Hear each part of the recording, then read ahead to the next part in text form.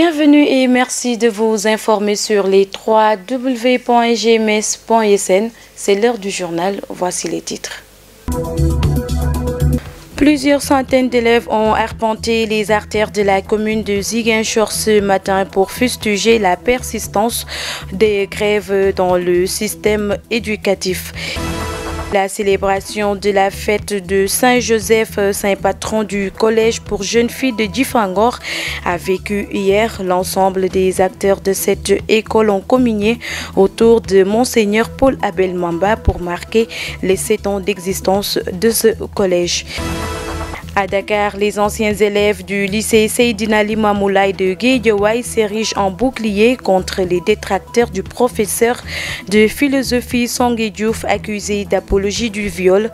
Selon ces derniers, les Sénégalais manquent de reconnaissance à l'endroit du professeur.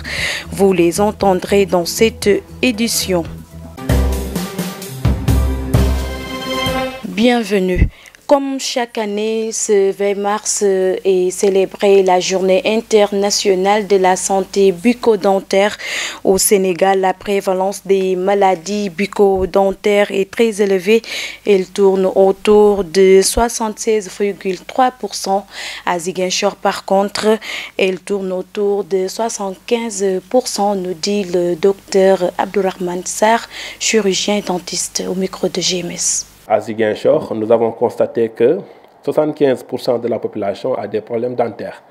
Et cela est lié à un manque d'information parce que certains ne sont pas informés pour ce qui est de la santé bucco-dentaire. Et qu'il y a le problème d'accessibilité parce qu'on a constaté à Ziguinchor que la majorité des cabinets en Casamance est localisée à Ziguinchor. Donc, ceux qui sont au niveau des villages ont des problèmes pour venir se faire soigner au niveau de Ziguinchor.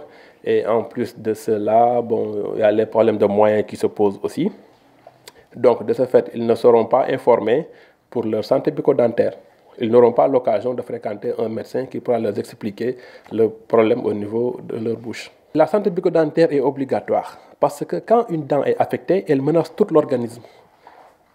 Quand une dent est affectée, elle menace tout l'organisme. Pour vous dire que quand vous allez à Dantec, vous voyez que le service de cabinet dentaire est à proximité du service de cardiologie. Parce que quand la dent est affectée, c'est le même sang qui irrigue le cœur et qui va au niveau de la dent. Donc s'il y a une poche de bactéries au niveau de la dent, donc ça va aussi affecter le sang qui va au cœur, donc des risques pour le cœur. Donc, et c'est le cœur qui pompe le sang qui va au niveau de tous les organes du corps. Donc, tous les autres organes aussi seront aussi à risque. Donc, c'est pour cela, quand on a une dent qui est cariée, tout l'organisme est menacé. Donc, il vaut mieux aller voir un dentiste. Les élèves de la commune de Ziguinchor ont dénoncé à travers une marche de protestation les grèves répétitives des enseignants. Ils menacent de passer à la vitesse supérieure au retour des fêtes de Pâques si la crise perdure. Compte rendu signé Sissa Okoli.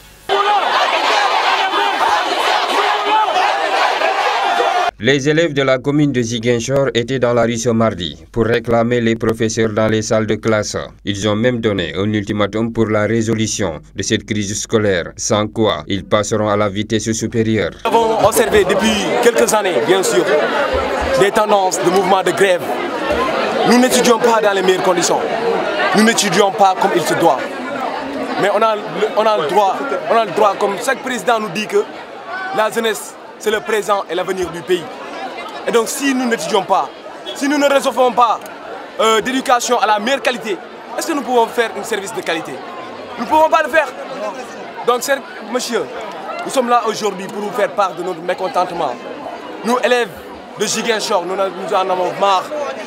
C'est vrai que nous avons composé, mais il y a de ces camarades qui n'ont pas composé.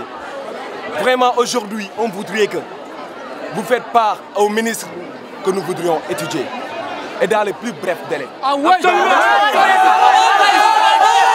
L'inspecteur d'académie de Ziguinchor les a reçus en ces termes. Je voudrais vous dire, M. Ablaye Gueye, que je suis en phase avec vous par rapport à votre cri de cœur, par rapport à votre indignation. la situation que vit actuellement le système éducatif sénégalais est alarmante. Parce que si le quantum horaire n'est pas respecté, cela va avoir un impact négatif sur la qualité des enseignements d'apprentissage, sur aussi votre niveau de compétence. Aujourd'hui, l'éducation et la formation, c'est un secteur de la vie nationale qui a un rôle très important pour les citoyens. C'est un service éducatif qui est public. Les élèves, vous êtes les premiers bénéficiaires de l'action éducative. Donc vous êtes des citoyens. À ce titre, vous avez le droit d'apprécier la qualité de fonctionnement de l'éducation et de la formation. Les parents d'élèves regrettent cette situation. Alpha Bari. En tant que parent d'élèves, c'est une situation qu'on regrette. Il est bon que l'État, naturellement, s'en occupe d'une manière très décisive, qu'on puisse respecter les accords et qu'on demande aussi aux enseignants et aux élèves, surtout aux enseignants, de voir la situation en face et de reprendre les classes pour sauver les enfants qui ont besoin d'éducation, de formation, d'instruction par les enfants. Voilà, donc je crois. On veut étudier, vous les entendez d'ailleurs. Nous voulons étudier, c'est une bonne chose. Ces élèves de la commune de Ziguinchor invitent l'État et les enseignants autour d'une table pour éradiquer définitivement cette crise du système éducatif sénégalais.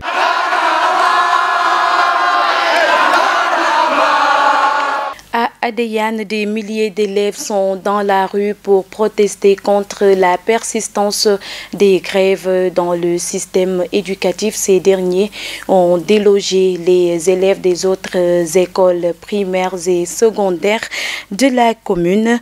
Omar Ba, vice-président du gouvernement scolaire du lycée d'Adéane, que je vous propose d'écouter au micro de Sissa Okoli.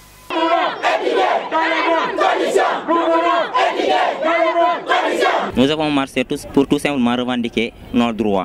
C'est-à-dire nous tous nous avons le droit à l'éducation. C'est dans cette tanière qu'on a organisé cette marche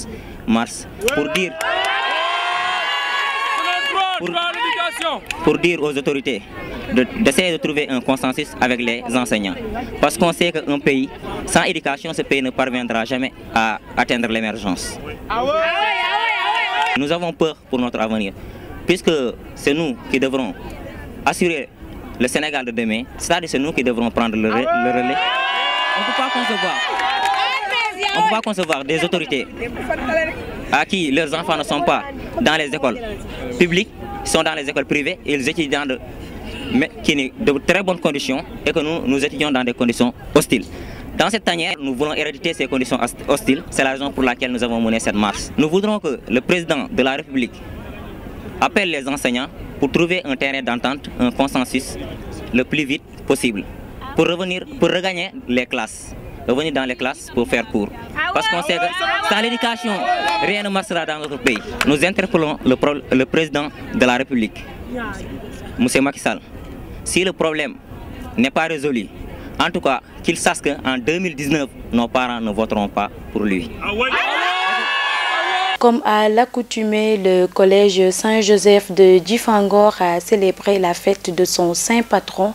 La cérémonie a été présidée par Monseigneur Paul Abel Mamba, évêque de Ziguinchor. Reportage. L'ensemble des élèves, le corps professoral et administratif du collège Saint-Joseph de Djifangor se sont retrouvés autour de leur père évêque Monseigneur Paul Abel Mamba pour célébrer Saint-Joseph, parrain du collège. Aujourd'hui, toute l'Église universelle célèbre la fête de Saint-Joseph, qui est l'époux de la Vierge Marie.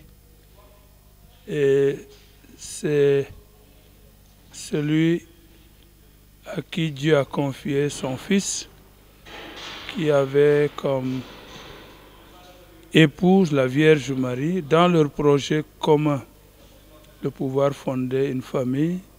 Dieu, dans son projet qui englobe nos projets, les a rattrapés pour leur confier son fils.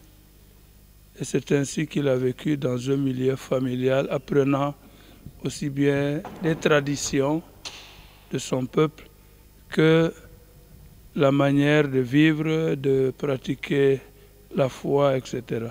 Sœur Marie-Louise, la principale du collège, nous parle du déroulement des enseignements au sein de l'établissement. Et comment nous fonctionnons ici, comme tout établissement, en début d'année, nous nous fixons des objectifs et nous essayons de les atteindre en cours d'année en nous organisant d'abord en conseil de classe, conseil de profs et aussi en organisant chaque mois un bulletin de travail continu. Ce qui nous permet de pouvoir évaluer les élèves et aussi voir les problèmes et chercher aussitôt des résolutions ou bien des solutions en essayant de soutenir les plus faibles avec des cours de rémédiation les mercredis après-midi. L'occasion a été saisie pour récompenser les élèves qui se sont plus distingués au premier semestre. J'ai un sentiment de joie, un sentiment jovial, oui. Parce qu'après un moment de dur labeur, nous voilà récompensés au milieu de cette fête et ça vraiment on ressent du bonheur. Pour qu'elles puissent persévérer, je leur dirais de faire plus d'efforts. Car dans la vie, il y a certes des hauts et des bas, mais il faut toujours viser loin. Au total, elles sont 10 élèves à être inscrites au tableau top 10 avec des moyennes comprises de 16,21 à 18,95 sur 20. Toujours à Djifangor, sœur Marie-Louise Badji, principale du collège Saint-Joseph de Djifangor, a lancé un appel à toutes les bonnes volontés à venir en aide à leur établissement qui est confronté à beaucoup de difficultés dont l'accès et l'absence de clôture. Elle s'exprimait à l'occasion de la fête patronale du collège. Il est au micro de Mohamedou Salif Ndiaye. Comme tout un début, il y a des difficultés. Vous avez vu l'état de la route, c'est une des premières difficultés.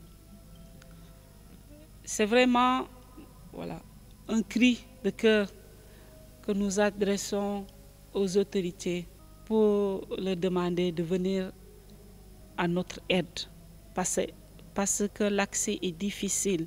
Imaginez-vous si on a des malades à évacuer.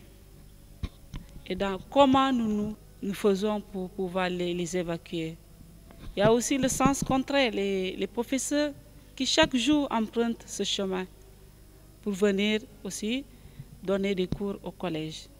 Alors c'est une des grandes difficultés. Autre difficulté, c'est l'équipement. Nous voulons mettre sur pied un complexe sportif parce que nous nous sommes dit que le sport permet à l'élève d'avoir un équilibre.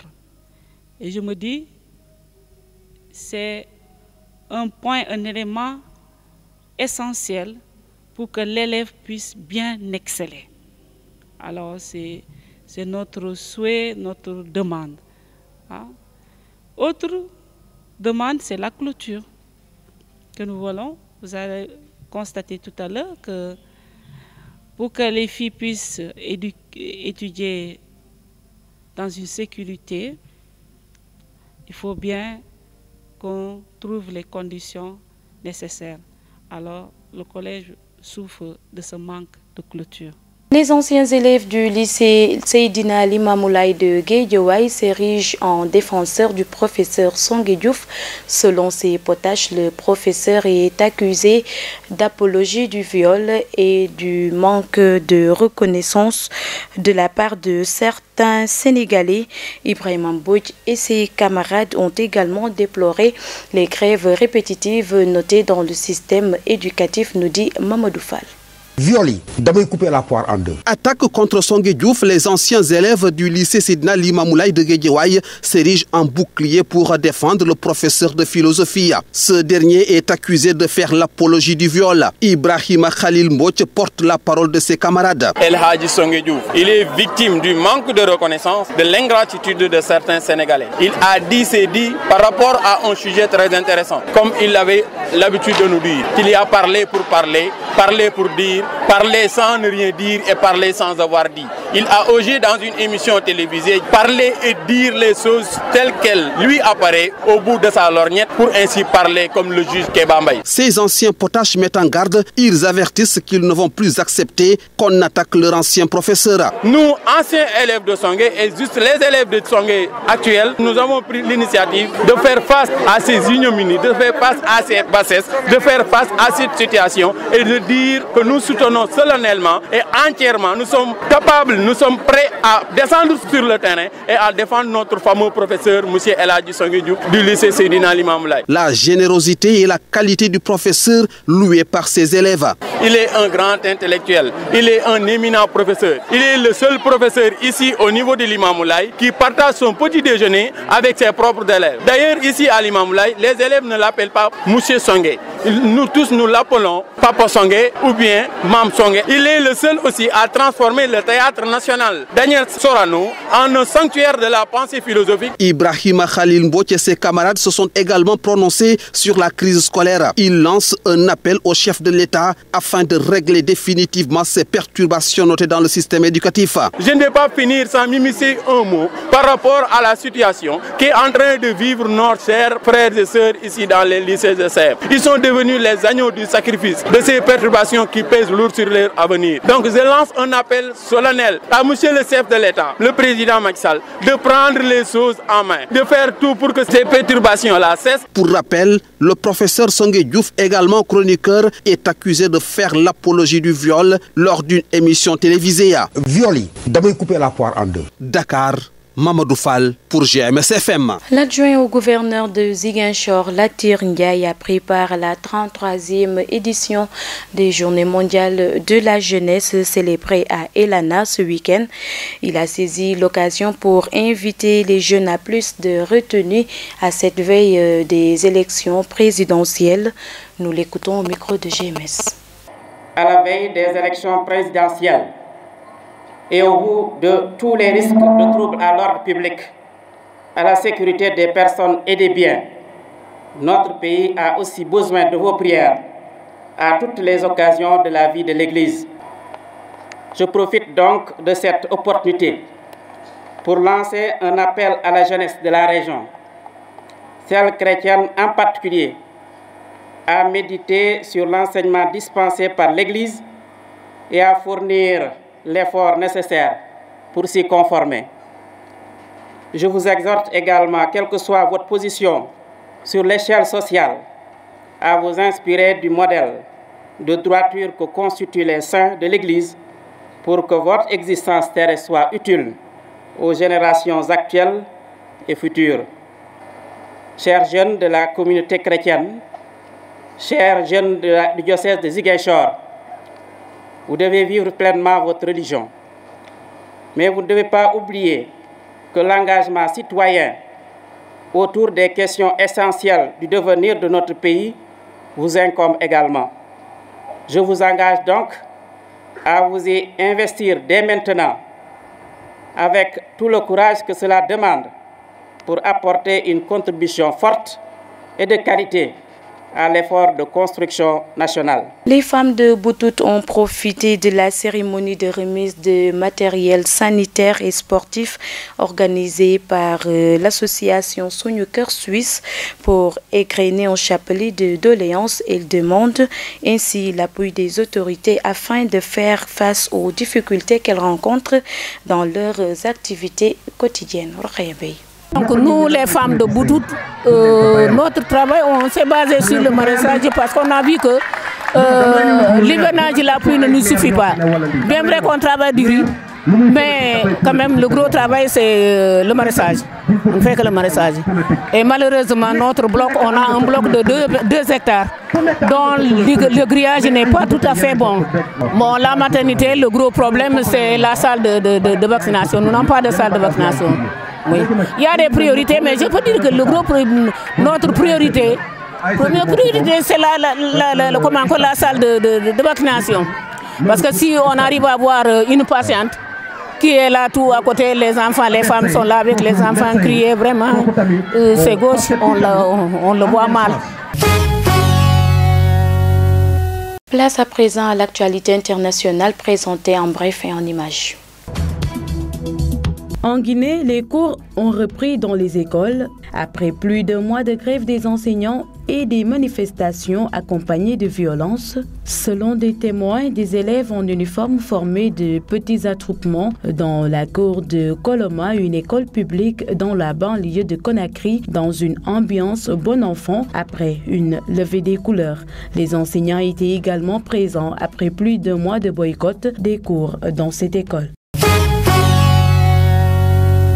Au Royaume-Uni, l'armée britannique a trouvé et saisi une voiture dans l'enquête de Skripal, trouvée dans le village de Dorricktown, à environ 16 km de Salisbury, où l'attaque a eu lieu. Le véhicule aurait été utilisé par un ami de l'ancien agent russe, Sergei Skripal, pour aller chercher Yulia, sa fille de 33 ans, à l'aéroport le 3 mars dernier, autrement dit, la veille de leur contamination.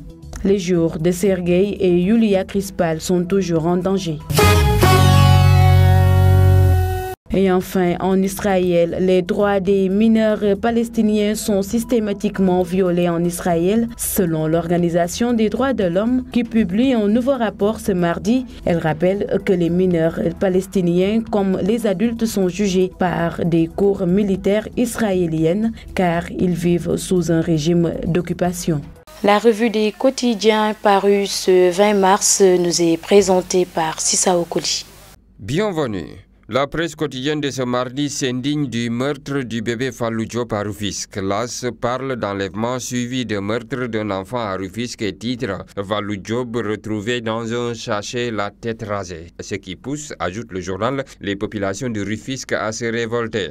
Enlèvement d'enfants et découverte macabre, Rufisque noir de colère. Rapporte enquête le corps du petit Fallou retrouvé dans les champs de Lendeng, Ranchéri Vox Populi. Fallou Diop, un bébé de 28 mois retrouvé mort, Ranchéri Sud Quotidien. Évoquant le drame de Rufisque, Vox Populi note qu'en représailles à ce qu'il qualifie d'actes ignobles et barbares, les habitants du quartier de Gouimbint ont vigoureusement manifesté durant toute l'après-midi dans les artères de la commune de Rufisque Est pour dénoncer ce énième rapt d'enfants à Rufisque. Sur la série de meurtres de Sénégalais en Espagne, enquête donne les raisons des drames. Ce quotidien donne la parole à Tafsir Dia, ancien secrétaire général de l'Association des Sénégalais d'Espagne, qui affirme la loi sur les étrangers en Espagne ne favorise en aucun cas une bonne intégration de ceux pour qui elle est là. Ali Tandian, professeur à l'IGB, de dire toujours sur la une de enquête, nos États sont davantage marqués par une diplomatie du chéquier plutôt qu'une véritable gouvernance des migrants. Directoire de campagne pour la présidentielle, le pouvoir aux jeunes, s'interroge Vox Populi. Le parrainage divise la classe politique, note pour sa part Sud Quotidien sur sa page de titre. Le journal du groupe Sud Communication donne la parole à Ndiaga Sylla, expert électoral, qui affirme que l'un des grands avantages du parrainage, c'est qu'il permet de rationaliser les candidatures. Ababacar Fall Gradec lui emboîte le pas toujours sur la une de Sud Quotidien en affirmant que le parrainage apparaît comme un filtre démocratique pour garantir la représentativité et maîtriser la pléthore de candidats. Le docteur Cheikh Kanté s'offre la une de Le Témoin. Passation de marché au port, la RMP blanchit, Dr Cheikh Kanté, note le journal sur sa page de titre. En solo, Le Soleil traite de l'harmonisation des politiques mondiales pour l'accès de tous à l'eau potable et note sur sa page de titre, le Sénégal prend le relais du Brésil. En sport, le journal Stade nous parle de l'arrivée des Lions à l'aéroport de Mohamed V et note en une les Lions dans la ferveur de Casa. En football, toujours, ce journal rapporte que pour fraude fiscale en Espagne, Ronaldo, le CR7 du Real de Madrid, risque la prison. En lutte avec frappe, sur nos lampes titre, Modlo seul contre tous, pour dire tout simplement que le leader de l'écurie Rock Energy compte plus d'adversaires dans l'arène sénégalaise. Bonne lecture. C'est tout pour cette édition. Merci de l'avoir suivi. Excellente suite des programmes sur les www.gms.sn et sur la 89.3 FM également. Au revoir.